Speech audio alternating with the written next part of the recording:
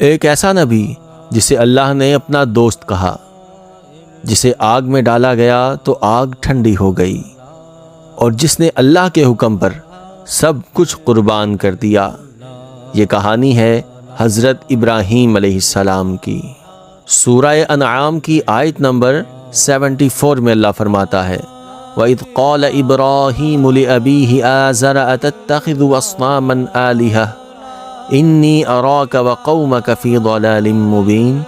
اور جب ابراہیم نے اپنے باپ آزر سے کہا، کیا تم بتوں کو معبود بناتے ہو؟ میں تمہیں اور تمہاری قوم کو کھلی گمراہی میں دیکھتا ہوں۔ یہاں ایک بات قابل ذکر ہے، قرآن پاک میں آزر کے لیے ابن کا لفظ استعمال کیا گیا، جبکہ آزر حضرت ابراہیم علیہ السلام کے حقیقی والد نہیں تھے، بلکہ آپ کا چچا تھا۔ عربی میں ابن چچا کے لیے بھی استعمال ہوتا ہے، اور اکثر علماء نے آزر کو حضرت ابراہیم علیہ السلام کا چچا کہا، اور حضرت ابراہیم علیہ السلام کے حقیقی والد کا نام تارخ ہے۔